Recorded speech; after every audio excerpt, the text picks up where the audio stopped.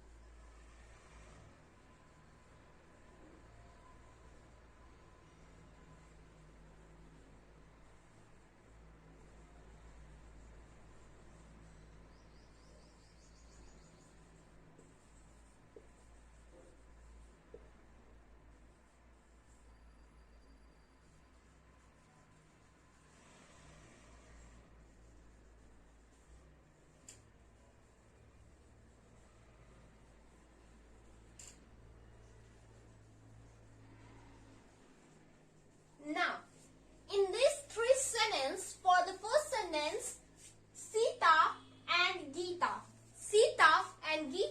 are talking to each other. Then there are only two persons. First one is Sita and second girl is Gita. So first girl is talking to another girl. So we can use Sita and Gita are talking to each other. If suppose I said that they are talking to each other. So here I have used, okay, let me write this sentence over here to make your concept crystal clear, and you should not be, this kind of pronouns are very spontaneous. They are just extemporaneous. So don't be vague. They are talking each other.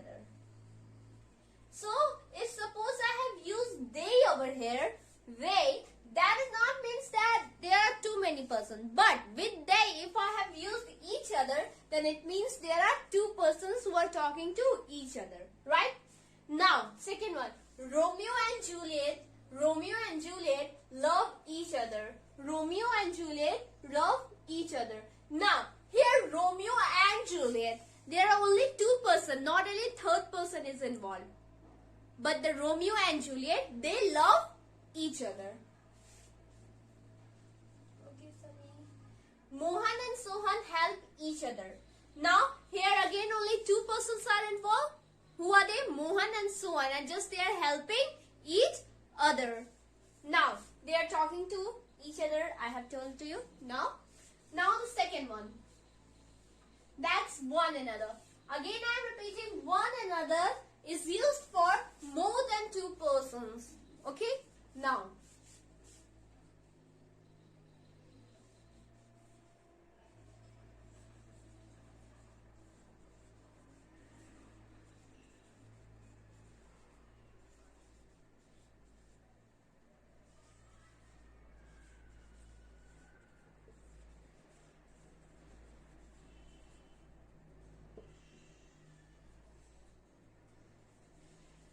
sorry, it's the slip of my pen. You know, sometimes I became something like confused. Okay, so don't take that seriously.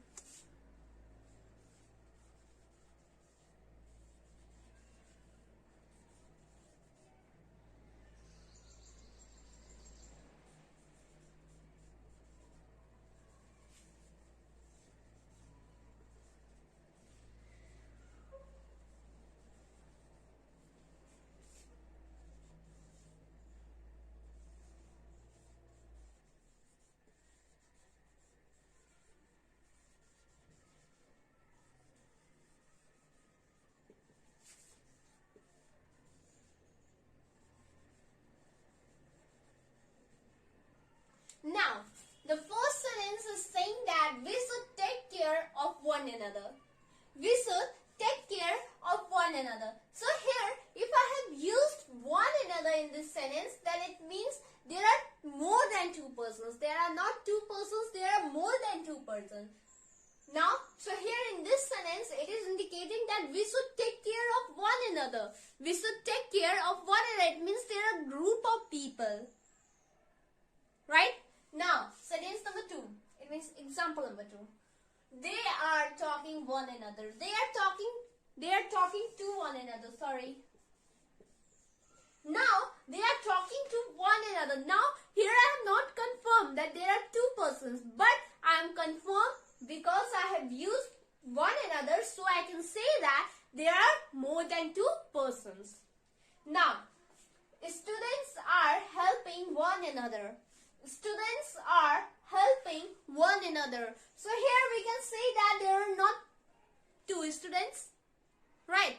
Because two students cannot make the whole class, right? Now, students are helping one another. So here we are saying that there are more than two persons. There are more than two students. There is group of students so that they are helping each other. Now, let's move to relative pronoun. What does the word relative pronoun means? But first of all, what does the word relative means? To understand it very clearly, split the words. Okay, split the words. First one is relate plus pro plus nomen. Why I am writing nomen? Because the word noun has been derived from the Latin word nomen, which means what? You will answer in the comment box. Because in my each and every lecture I have repeated this all things, right? Now relate plus pro plus noun. So pro means in place of or instead of, right? Pro means instead of. And nomen means name. Relate means to relate something, to show the relation. To show what? To show relation. To show the relation. So if you will connect this whole sentence, then what it will mean? Then the outcome will come. The word relative pronoun is used to connect clause or phrases with noun or pronoun or with the other words of the sentence, right? Now, let's come back to the topic. Now, it is clear that what is relative pronoun? The relative pronoun is used to show the relation of clause or phrases with the other words of the sentence. For example, who, which, that, whom, but, as. Again, I am repeating. Who, which, that, whom, but, as. Who, which, what, whom, but, as. So, there are 6, right? 6, na? There are 6 relative pronouns. But whatsoever, whomsoever are also what? Relative pronoun. But we will discuss about these are the basic terms, so we will discuss in our later lecture. But first of all, let's take some example to understand relative pronoun. And after that, we will come to antecedent and omission and what that continuative and all your restrictive views, right? Now, the first example is saying that I saw Veena. Yeah, it's Veena, not Nina. Actually, there is no difference between my V and my N, right? They both are looking similar to each other, see. Now, I saw Veena who was fighting yesterday. I saw Veena who was fighting yesterday. मैंने उसी वीना को देखा जो कल लड़ रही थी. Isn't it something like, yeah, it's showing the relation between the girl to whom I have seen today and the girl who was fighting yesterday. Right? Now, the second sentence, and here who is what? Who is a relative pronoun? It's RP. Now, Neelu had a book which I bought tomorrow. Sorry, which I was going to bought tomorrow. Which I was going to buy tomorrow. Which I was going to buy, tomorrow, and it was the last piece. Now, Neelu had a book which I was going to buy tomorrow. It means Neelu had a book. Sorry. Neelu had that book which I was going to buy tomorrow. यानी कि नीलू के पास वही same book है, वही same किताब है जो कि मैं कल खरीदने जा रही थी. Right? Now third sentence. There is nothing but waste all around or water all around. So here you can use these types of sentence just like in Hindi you can clearly say that वहां पे पानी ही पानी है और पानी के सिवाय कुछ नहीं है. वहां पे पानी ही पानी है और पानी के सिवाय कुछ नहीं है. So how will you change this sentence into English? With the help of relative pronoun. There is nothing but waste all around, or there is nothing but happiness all around. There is nothing but water all around. Right? So here but is used as a relative pronoun. And it is connecting two sentences. It is sentence first and it is the sentence two. Right? Here also who is connecting these two sentences, right? It is connecting these two sentences. So now let's move to the basic terms of the relative pronoun. It means what are antecedent and the use of antecedent, restrictive, continuative, and all that they use. And also some rules of the relative pronoun. Now that's what we're waiting for. In this very particular topics, we will discuss two things. First, what is restrictive and continuative use of relative pronoun, and second, what is difference between them. Because I thought that it's similar to, it is better to combine each and everything and then understand and then making your concept crystal clear is more better than making each and every particular video on that. Because with the help of difference, you can also identify which is continuative and which is restrictive. Now, let's come back to our topic. Restricts, so first of all, restrictive. First of all, identify with the help of the word restrictive and continuative. Restrictive means what? that someone is restricting someone, right? That someone is restricting something or someone. And continuative means to continue that words, to continue that work. Right. So first of all, we'll discuss restrictive. Restrictive use restricts its antecedent and defined its adjective clause. Right. Again, restrictive use of relative pronoun restricts its antecedent and define its adjective clause. And here, continuative use provides additional information to antecedent. So it means it talks to the point. Restrictive use of relative pronoun talks with you cut to cut. But this continuative use take you round from the topic.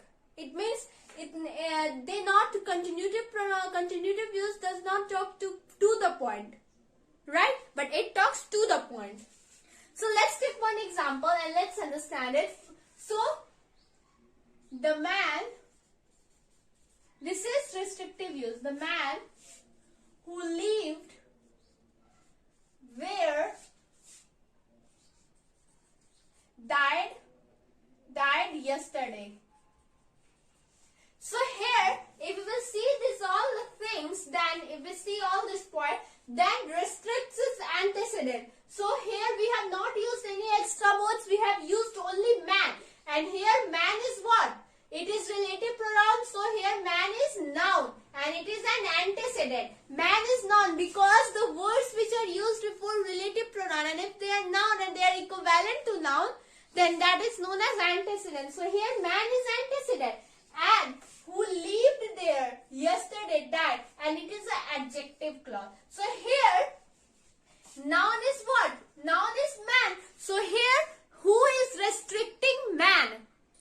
And restricting man and defining its adjective. So here who lived there died yesterday is adjective for man, because here it is defining who lived there. An adjective is what? It qualifies your quality.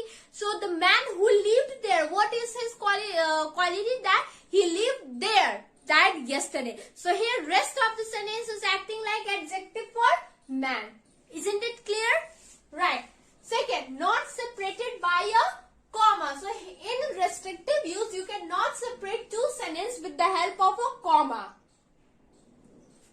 Now structure is noun plus no comma plus relative clause. So you can see noun plus no comma, noun plus no comma plus relative clause. Right? Now let's move to the continuative use. So it provides additional information to the antecedent. It provides additional information to antecedent. For example, I have seen my friend. I have seen my friend who identified me at once. So here I see my friend. I see my friend who identified me at once. So here we have used comma. Okay, let me write this sentence, right? I have seen my friend who recognized me at once. Here. I have seen my friend who recognized me at once. Right. So here you can clearly see that it is a relative pronoun. It has been also mentioned that it only provides the additional information to the antecedent.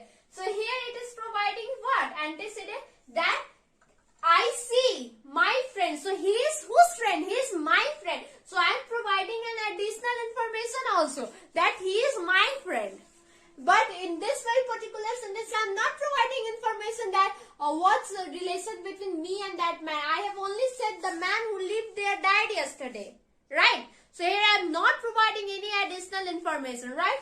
And here I have not separated a single word with comma. But you can see that I have separated a word with comma. And its structure will follow noun plus comma plus relative clause. So here you can clearly see that noun plus comma plus relative clause. So isn't it clear? Here you can clearly see that it is providing additional information. It is not talking to the point.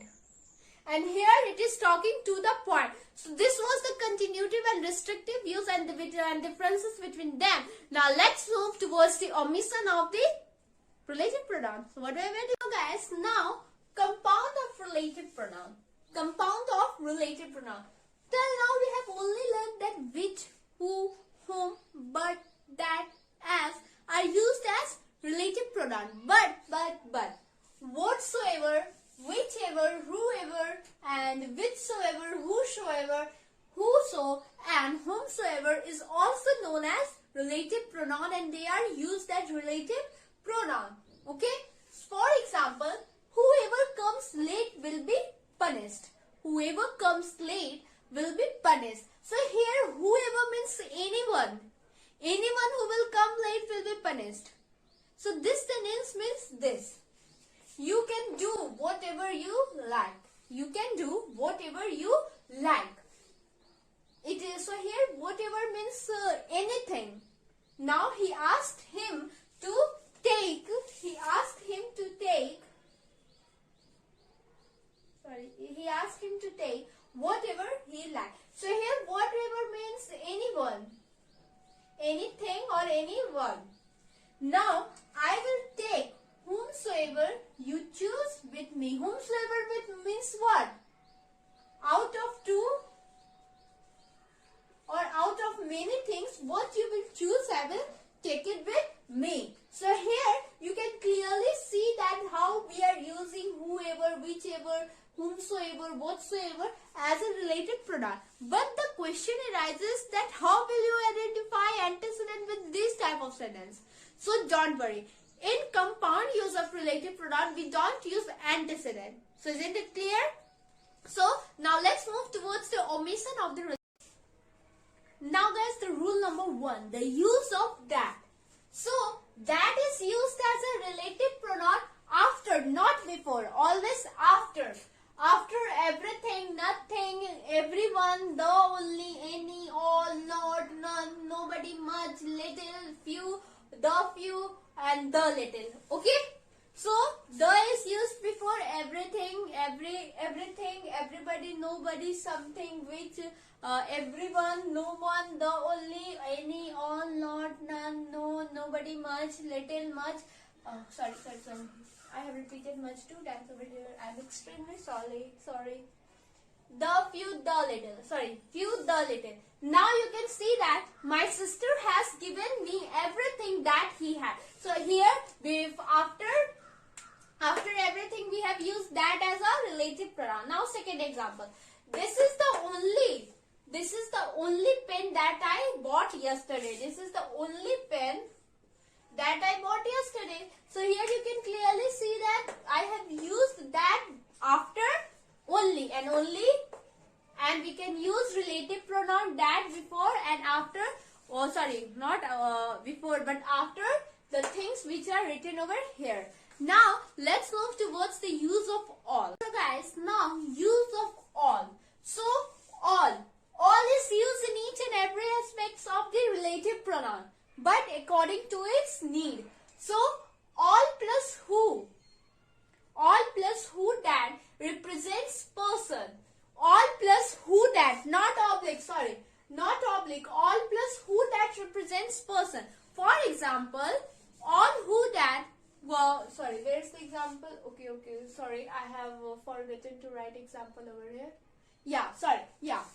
All who that are interested can join us. All that who are interested can join us. So when who that are used jointly with all and after it, then it represents the person. Now, all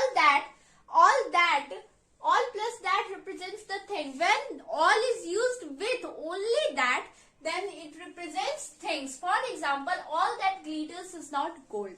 Isn't it clear? Okay, now let's move towards the third rule. All plus sun, it's not means sun, okay, it's singular uncountable noun. All plus singular uncountable noun plus that. And if the structure is like this, then that is used after singular uncountable noun. For example, all milk has been drunk by cat. So here all plus singular uncountable noun because you cannot count milk. Plus okay. One second. That has been That has been drunk by a cat. So here you can clearly see that I have used that after uncountable noun, singular uncountable noun, that milk, because you cannot write milks. Okay. Now all plus PCN. PCN means plural countable noun. All plus plural countable noun. If you will get the structure like this, then that is again used after plural countable noun. For example, all that the pens I have give him are new. All. So here you can see, again see that all plus singular plural countable noun plus that. So isn't it clear, guys? Before starting omission or the no use of relative pronoun, first of all you will have to understand the position of relative pronoun and how to separate antecedent with relative pronoun. And if you are separating antecedent with relative pronoun, then how will you identify that which one is antecedent, right? And how will you identify the sentence in that? So for clearing all this concept, you will have to focus over here. That's the third topic. Position of relative pronoun with respect to its antecedent. Now, position of relative pronoun is just after or near to the antecedent, right? For example, you can take that the man who was playing cricket was Mr. John. So here relative pronoun is what? Who, and before who you have used antecedent, right? So the position of relative pronoun is just after antecedent and also it is near to the antecedent. Now second one is he bought a car which is white in color. He bought a car which is white in color. So here which is what? Which is relative pronoun and car is antecedent. So we have used relative pronoun just after car and or near to the car. But the question arises that how will you separate antecedent with relative pronoun? That it has been clearly written over here. You can see or you can identify it. Right. So for separating antecedent with relative pronoun, you can use it like this. The girl is the... Yeah. Now it is visible to you all. The girl is the daughter. The girl is the daughter of my neighbor Mr. Jha, who comes first. The girl is the daughter of my neighbor Mr. Jha, who comes first. So here in this very particular sentence, you can see that clearly Mr. Jha, which should be the last of the sentence, we have put over here before who. And all the sentences are similar. But I have put Mr. Jha in between of these two sentences. And using Mr. Jha over here, I have put two commas over here for separating two sentences. So it is the first sentence and it is the second. So the antecedent of who is neighbor. Right? Again, the boy is the brother of my friend Mr. Prasad who did this. So here you can also see the boy who is the boy is the brother of my friend Mr. Prasad. So here I have put two commas and it means that we have separated antecedent with relative pronoun. So this was the position of the relative pronoun. Now let's move towards the... So guys, this is the last rule of the session, that the use of the relative pronoun in respect to preposition. Always remember, when preposition is used before who or which, then we cannot use preposition after who or which. For example, this is the house in which I live. So here I have used in before which. So in is what? In is a preposition. Right. The man with whom, with is what? With is always a preposition. With whom I worked was very talented. So here you can clearly see that we are using who and which plus preposition. Preposition plus who and which plus relative clause. So this was for guys today's session. In our next session we will discuss about the reflexive pronoun, the last part of the pronoun.